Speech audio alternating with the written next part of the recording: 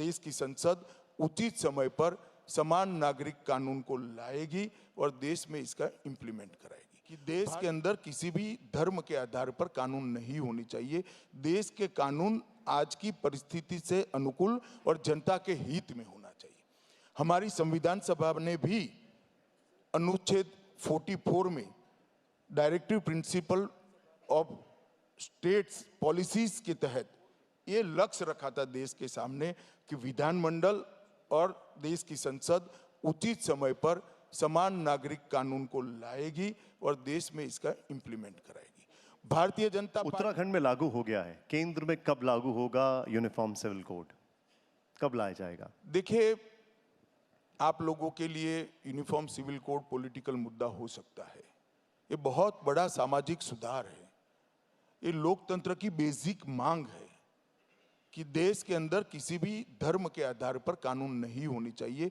देश के कानून आज की परिस्थिति से अनुकूल और जनता के हित में होना चाहिए।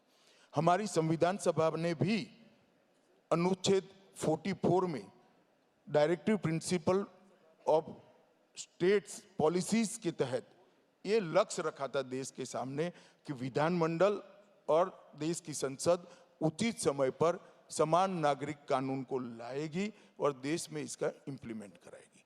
भारतीय जनता पार्टी की जब से स्थापना हुई तब से हम कहते थे कि इस देश में 370 हटाएंगे, इस देश में समान नागरिक कानून लाएंगे, इस देश में 3 तलाक को हम समाप्त कर देंगे। और जब से 90 से हम कहते थे अयोध्या में राम मंदिर भी बने। हमारा कोई नई बात नहीं, पार्टी बनी तब से हमारी मांग है और ये देश की संविधान की हमसे की गई अपेक्षा है। संविधान सभा में कौन था? संविधान सभा में जवाहरलाल जी थे, सरदार पटेल थी, बाबू राजेंद्र प्रसाद जी थे, मौलाना आजाद थे, के.एम. मुंशी थे। ये सारे लोगों ने इसको रखा है। मुझे तो मालूम नहीं पड़ता कांग्रेस पार्टी को क्या हो गया है। कम से कम अपने नाना की बात को तो याद रखो, ये भी भूल जाते हैं। अभी उत्तराखंड में आया है, इसकी सोशल स्क्रूटिनी होनी चाहिए, इसकी जुडिशियल स्क्रूटिनी होनी चाहिए और इसकी वैधानिक स्क्रूटिनी भी होनी चाहिए। ये बहुत बड़ा रिफॉर्म है।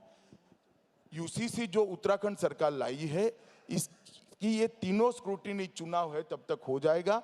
तो चुनाव के बाद सभी राज्य भी विचार करेंगे और बाकी लोग भी विचार करेंगे और पूरे